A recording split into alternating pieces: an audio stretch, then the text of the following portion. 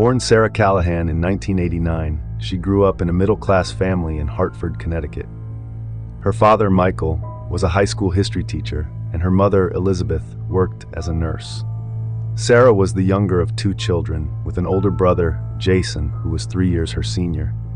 From an early age, Sarah showed a keen intelligence and a drive to succeed. She excelled in school, particularly in English and debate. Her teachers often remarked on her ability to analyze complex situations and articulate her thoughts clearly. This skill would serve her well in her future career and in unraveling the mystery that would consume her life. Sarah's childhood was not without its challenges. When she was 14, her parents went through a bitter divorce. The experience left a lasting impact on Sarah, instilling in her a deep-seated fear of betrayal and a determination to build a stable, loving family of her own. She threw herself into her studies, using academic success as a way to cope with the turmoil at home. Her hard work paid off when she was accepted to Yale University on a partial scholarship. At Yale, Sarah majored in communications and minored in psychology, fascinated by the ways people interact and communicate. It was during her sophomore year that she met David Thompson at a campus mixer. David, a senior studying business administration, was immediately drawn to Sarah's quick wit and warm smile. Their relationship blossomed quickly. David's confidence and ambition complemented Sarah's intelligence and empathy. By the time Sarah graduated, they were already talking about marriage. They tied the knot 2 years later in a beautiful ceremony attended by friends and family from both sides. After college, Sarah's career in marketing took off. She had a natural talent for understanding consumer behavior and crafting compelling campaigns. By the age of 30, she had risen to the position of marketing executive at a prominent advertising firm in Hartford. Throughout her rise in the corporate world, Sarah never lost sight of her dream of having a family. She and David had always planned to have children, but as the years went by, they struggled with infertility. The experience was emotionally draining, but it seemed to bring them closer together, or so Sarah thought. The early years of Sarah and David's marriage were a whirlwind of excitement and shared dreams. They bought their first home together, a charming 4-bedroom colonial that they planned to fill with children. Weekends were spent renovating the house, exploring local farmers markets, and hosting dinner parties for their growing circle of friends. David's career as a management consultant meant frequent business trips, often lasting several days. Sarah initially found the separations difficult, but grew accustomed to them over time. She filled her days with work, yoga classes, and volunteer activities at the local animal shelter. When David was home, they made the most of their time together, taking romantic weekends away, or simply curling up on the couch with a bottle of wine and a good movie. Their friends often commented on how in love they still seemed, even after years of marriage. Sarah and David finished each other's sentences, laughed at inside jokes, and always presented a united front. They were the couple others aspired to be. But as the years went by, subtle changes began to creep into their relationship. David's business trips became more frequent and longer in duration. He was often distracted when he was home, constantly checking his phone or stepping away to take calls. Sarah attributed this to the stress of his job and did her best to be understanding. The first real crack in their perfect facade appeared on their 10th wedding anniversary. David, who had always made a big deal out of anniversaries, forgot the date entirely. He was away on a business trip and didn't call until late in the evening. When Sarah reminded him, he was apologetic but seemed distracted. It was a small thing, but it planted a seed of doubt in Sarah's mind. Little did she know this seed would soon grow into a tangled web of suspicion and deceit. The pivot moment that would change Sarah's life forever came on a rainy Tuesday afternoon in April. She had taken a half-day off work to prepare for a dinner party they were hosting that weekend. While searching for a specific serving platter in the guest room closet, Sarah stumbled upon a shoebox she didn't recognize. Curiosity got the better of her, and she opened it. Inside, she found a collection of items that made her blood run cold. A second cell phone, a small stack of birthday and Father's Day cards addressed to Daddy in a child's handwriting, and several photos of David with a woman and 2 young children Sarah had never seen before. Her hands shaking, Sarah examined the photos more closely. They showed David looking happy and relaxed, with his arms around a beautiful brunette woman. 2 children, a boy who looked about 7 and a girl who appeared to be around 5, smiled up at the camera. The background of several photos suggested a house, not a hotel room or a vacation spot. Sarah's mind raced. Was this an old relationship David had never mentioned? But the children looked too young for that to be the case. The most recent Father's Day card was dated just last year. With a sinking feeling in her stomach, Sarah realized the truth she had been subconsciously avoiding. David had another family. In a daze, Sarah began to investigate further. She turned on the second phone and found it was still active. There were hundreds of text messages between David and a woman named Jennifer, filled with endearments and discussions of everyday family life. Sarah read about school plays, doctor's appointments, and plans for family vacations. Each message was like a knife to her heart. Using the information gleaned from the messages, Sarah took to the internet. It didn't take long to find Jennifer Lawrence on social media. Her profile was mostly private, but Sarah could see enough to confirm her worst fears. There were check-ins at restaurants in Columbus, Ohio, during times when David was supposedly on business trips there. There were vague posts about loving her family, always carefully worded to not mention a husband directly. As the reality of the situation sank in, Sarah felt a range of emotions wash over her: shock, betrayal, anger, and a deep, aching sadness. The life she thought she had, the husband she thought she knew, had all been a carefully constructed lie. She spent hours poring over David's credit card statements, finding regular charges in Columbus that he had always explained away as business expenses. She discovered a separate bank account she'd known nothing about, with regular transfers to an account in Jennifer's name. As night fell, Sarah sat in the dark living room, surrounded by the evidence of her husband's deceit. The home that had once been her sanctuary now felt tainted, every happy memory called into question. She knew she had a decision to make. Should she confront David immediately, consult a lawyer, try to reach out to Jennifer? Little did Sarah know, her discovery was just the beginning. The choices she would make in the coming days would set in motion a series of events that would have fatal consequences for more than one person in this tangled web of secrets and lies. As Sarah delved deeper into her investigation, a clearer picture of David's secret life emerged. Jennifer Lawrence, age 34, was a pediatric nurse at Nationwide Children's Hospital in Columbus, Ohio. She had met David 8 years ago when he was in Columbus for an extended consulting project. Their whirlwind romance had resulted in Jennifer becoming pregnant within months of their meeting. David, already married to Sarah for 4 years at that point, had made the fateful decision to lead a double life. Rather than come clean to either woman, he had told Jennifer that his job required him to split his time between Columbus and Hartford, explaining his long absences to maintain the charade. He had even purchased a modest home in a Columbus suburb under an LLC, creating a part-time residence for his second family. The children, Jacob and Emily, believed their father's story about his demanding job. David had constructed an elaborate set of lies, telling them he was a pilot to explain his frequent absences. To Jennifer and the kids, he was a devoted family man who did his best to be present despite his challenging career. Sarah found herself obsessively comparing her life with Jennifer's.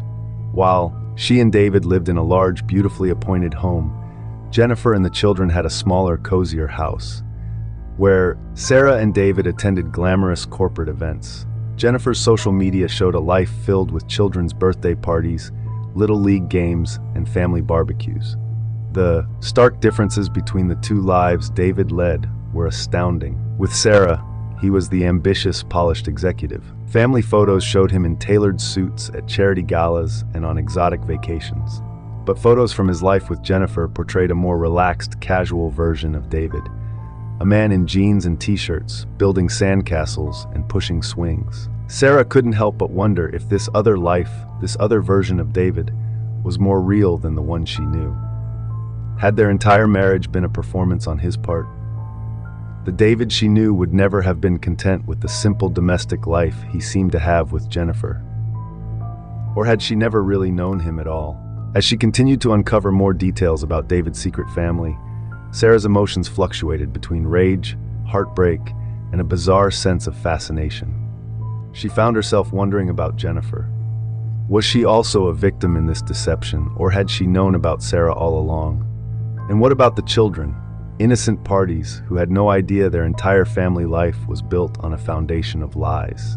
The more Sarah learned, the more she realized that confronting David wouldn't just be about her own hurt and betrayal. Her actions would have far-reaching consequences, potentially destroying the lives of 2 young children who had done nothing wrong.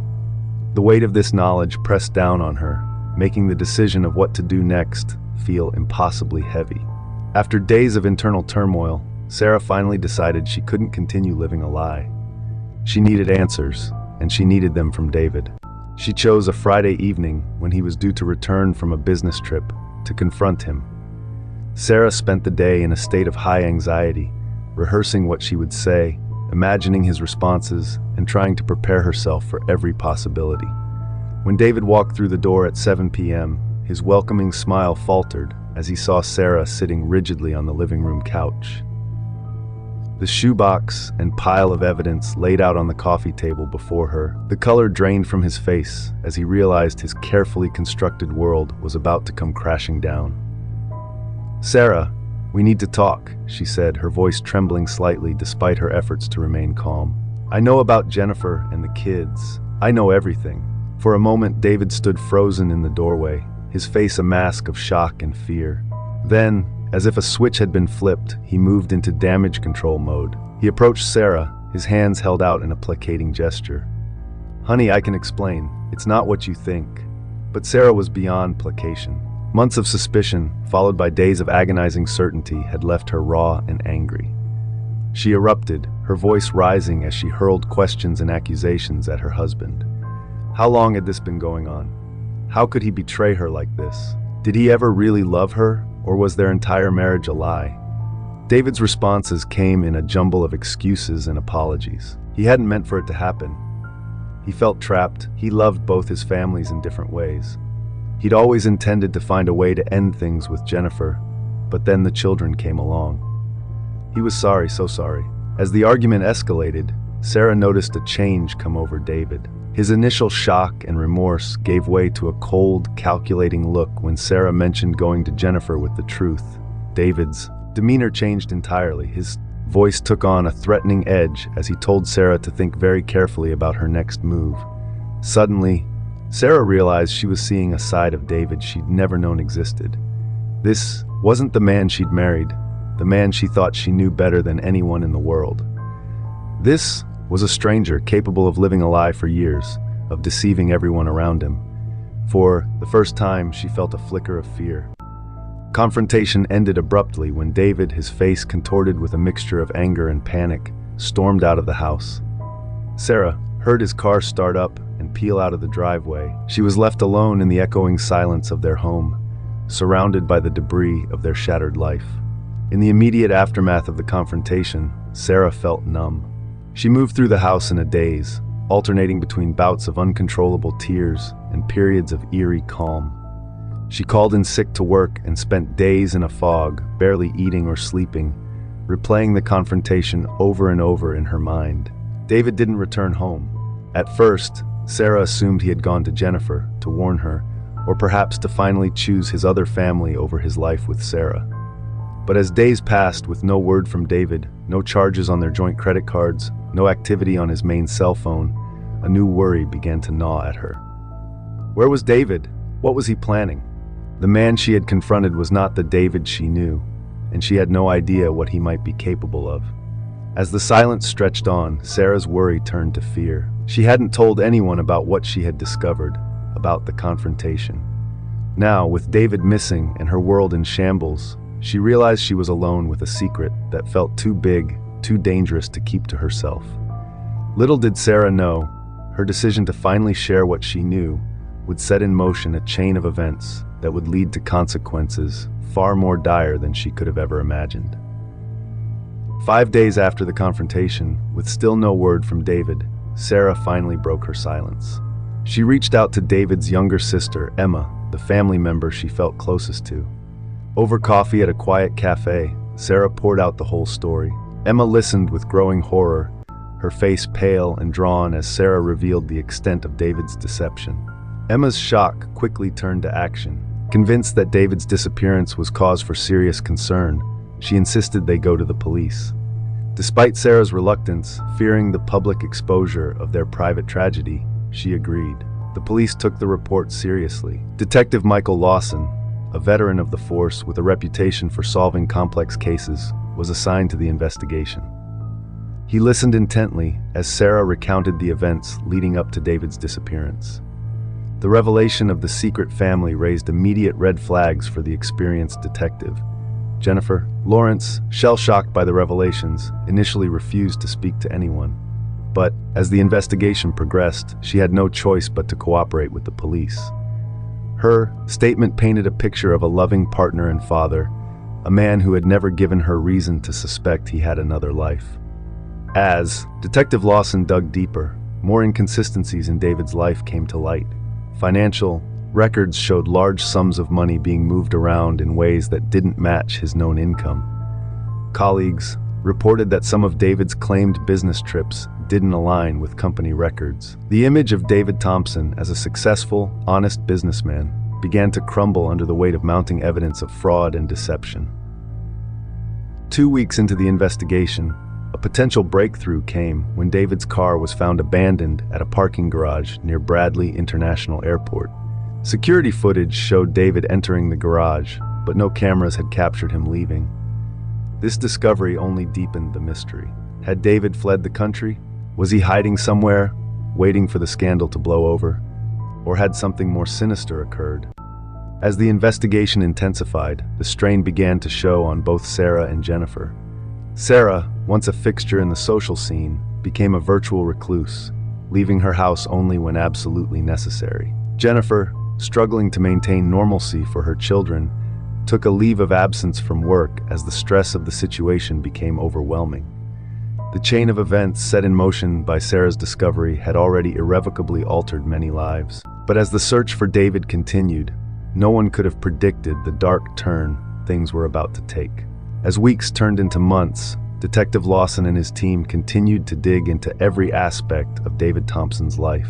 What they uncovered painted a picture of a man who had been living on the edge of discovery for years, juggling not just two families, but a complex web of financial fraud.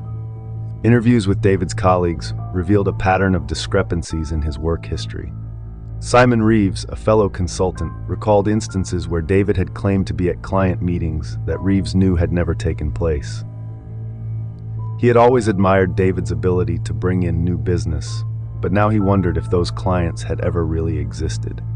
David's financial records told an even more damning story. Forensic accountants discovered an elaborate Ponzi scheme that David had been running for years. He had been using his position to create fake consulting contracts, then using money from new investors to pay off older ones, while skimming large sums for himself. This explained how he had been able to maintain 2 households and fund his lavish lifestyle. As the truth about David's fraudulent activities came to light, many of his former friends and associates found themselves under scrutiny. Sarah, still reeling from the destruction of her marriage, was now faced with the possibility that everything in her life with David had been built on criminal activity. She spent hours talking with lawyers trying to understand the extent of her legal exposure. Though she had been unaware of David's illegal activities, she feared that her comfortable lifestyle might have been funded by stolen money. Meanwhile, in Columbus, Jennifer was grappling with her own version of this nightmare. The life she had built with David, the father of her children, was crumbling around her.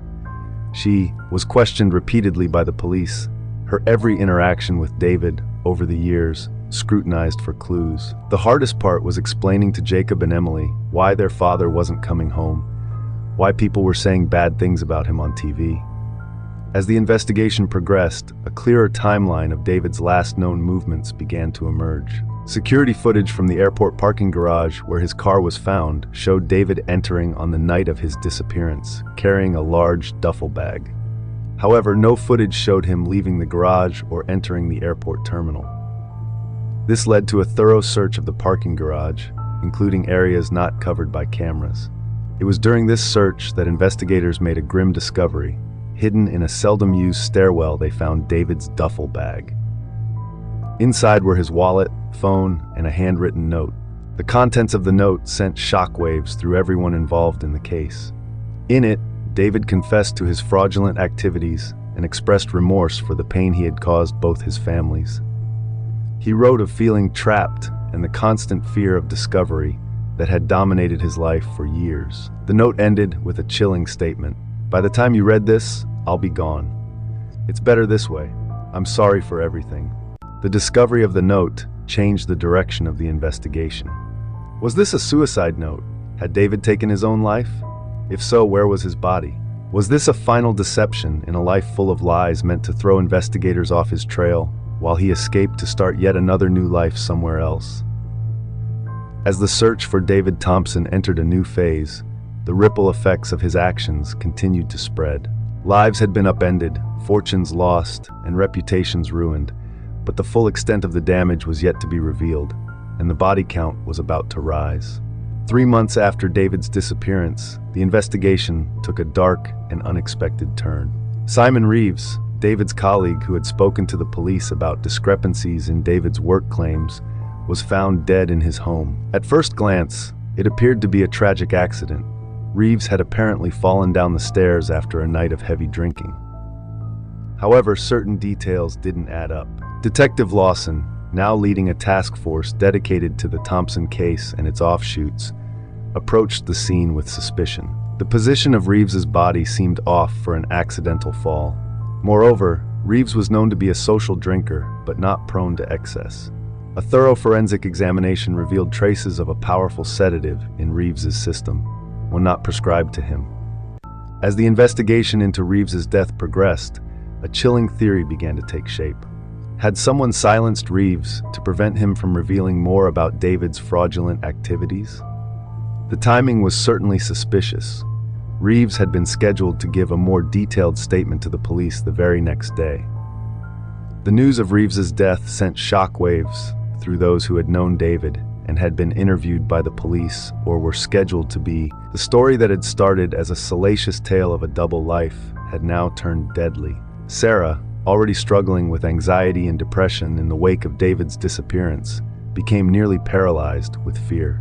She had never known Reeves well, but the idea that someone connected to David's case had died violently terrified her. She installed a security system in her home and rarely ventured out.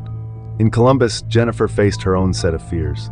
She had her children to think of, and the idea that they might be in danger because of their connection to David was almost unbearable. She considered moving, starting fresh somewhere new, but the ongoing investigation made that impossible. As the police dug deeper into Reeves's death, they discovered that he had been compiling his own file on David's activities. His home office had been thoroughly searched before the police arrived, but the searchers had overlooked a hidden safe. Inside, detectives found documents suggesting that David's fraud went even deeper than initially suspected, potentially involving offshore accounts and connections to organized crime. The death of Simon Reeves marked a turning point in the case. What had begun as a story of infidelity and financial fraud had now become a potential murder investigation, and as tensions rose and fear spread, it would not be the last life claimed by the fallout from David Thompson's web of lies. In the weeks following Simon Reeves's death, a palpable sense of fear gripped everyone connected to the David Thompson case. The police increased patrols where Jennifer and the children lived, but it did little to calm nerves. Threats began to surface. Sarah received anonymous phone calls in the middle of the night, heavy breathing on the other end of the line.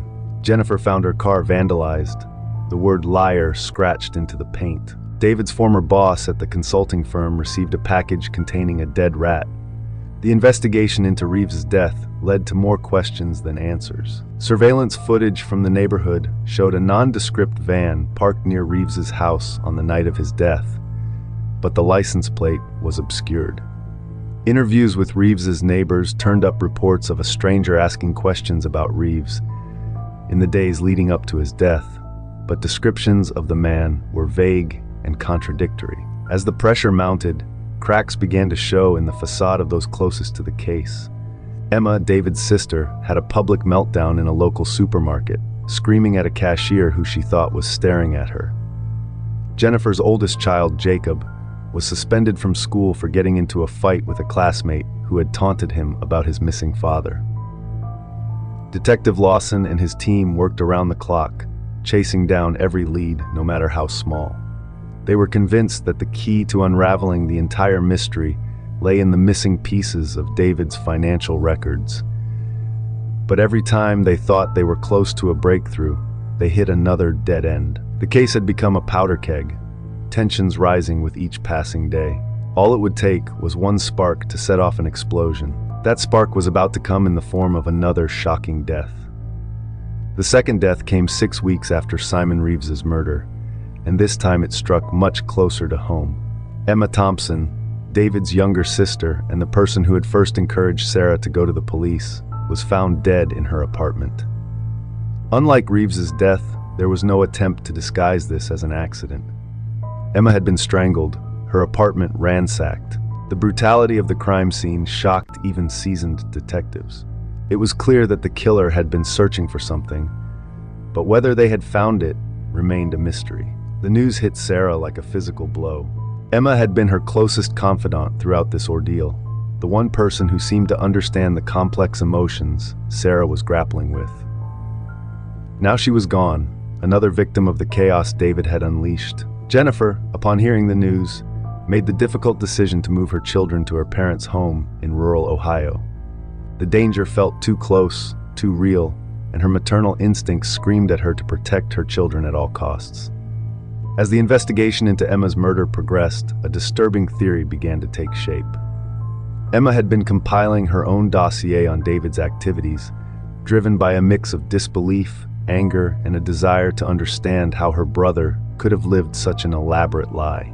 Had she uncovered something that made her a target? The police found Emma's laptop missing from her apartment. Her cloud storage had been wiped clean just hours before her estimated time of death. Whatever Emma had discovered, someone had gone to great lengths to ensure it didn't get out. The double blow of Reeves and Emma's deaths sent shockwaves through law enforcement. The FBI was officially brought in, as the case now clearly extended beyond the jurisdiction of local police. Agent Carla Mendez, a veteran of high-profile white-collar crime investigations, was assigned to work with Detective Lawson. As Mendez dug into the case, she began to see patterns that suggested this was bigger than just David Thompson. The financial fraud, the murders, the professional hits disguised as accidents, it all pointed to organized crime involvement. Had David gotten in over his head with dangerous people? Or was he more deeply involved in criminal activities than anyone had suspected? With 2 murders now linked to the case, the pressure to find David, dead or alive, intensified. But the man who had managed to lead a double life for years was proving just as elusive in his disappearance. As the investigation entered a new phase, those left in David's wake could only wait in fear, wondering who might be the next target. The breakthrough in the case came from an unexpected source.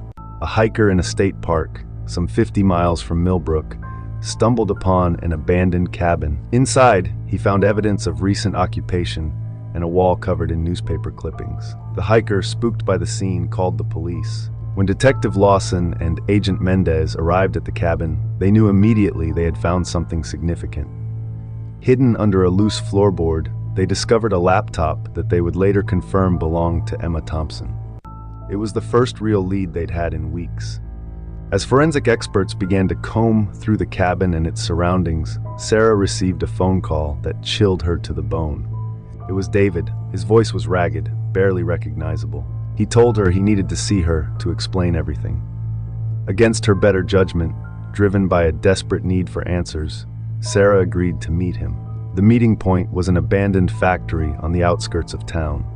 Sarah, her heart pounding, entered the dilapidated building. She had tipped off Detective Lawson about the meeting, and she knew the police were surrounding the area, but she still felt terrifyingly vulnerable. David emerged from the shadows, a ghost of the man she had married. He was gaunt, his eyes sunken, his once immaculate appearance now ragged and unkempt. For a moment, neither spoke, the weight of all that had happened hanging heavily between them. Finally, David began to talk. The words poured out of him in a torrent. He spoke of getting involved with a criminal organization years ago, using his consulting job as a cover for money laundering. At first, it had just been about the thrill and the extra money, but soon he was in too deep to get out. His voice broke as he talked about Jennifer and the kids, about how he had genuinely fallen in love with his second family. He had tried to keep them separate from his criminal activities, to give them the normal life he felt he could never fully provide for Sarah. As David talked, Sarah felt a mix of emotions washing over her: anger, pity, disgust, and a lingering echo of the love she had once felt for this man. But mostly, she felt a deep, aching sadness for all the lives destroyed by David's choices. Suddenly, David's demeanor changed. He mentioned Emma and Reeves, his eyes taking on a wild, paranoid look. He was convinced they were coming for him, that nowhere was safe. Alarmed by his erratic behavior, Sarah tried to calm him down, to convince him to turn himself in. At that moment, the sound of police sirens filled the air. David panicked, pulled out a gun. Sarah hadn't even realized he was armed. She raised her hands, trying to talk him down, but David was beyond reason. He was waving the gun erratically, shouting about how he couldn't go to prison. What happened next occurred in a matter of seconds, but would play out in slow motion in Sarah's nightmares for years to come. The police burst in, ordering David to drop his weapon. David, his face contorted in anguish, turned the gun on himself. A shot rang out. In the chaos that followed, as police swarmed the scene and paramedics rushed in, Sarah stood frozen, watching as the final act of David Thompson's tragic story played out before her eyes. In the days and weeks following the confrontation at the abandoned factory, the full extent of David Thompson's crimes came to light. The laptop found in the cabin provided a wealth of information, unraveling a complex web of financial fraud, money laundering, and connections to organized crime that spanned more than a decade. David had survived his suicide attempt, but was left in a coma. He would never stand trial for his crimes, never have to face the people whose lives he had destroyed. For many, this felt like a final injustice. The criminal organization David had been involved with was exposed, leading to a series of arrests. It turned out that Reeves and Emma had been killed, not by David, but by members of this organization, fearing exposure. Sarah, her life forever altered, decided to leave Millbrook. Jennifer and her children remained in Ohio, struggling to rebuild their lives away from the spotlight.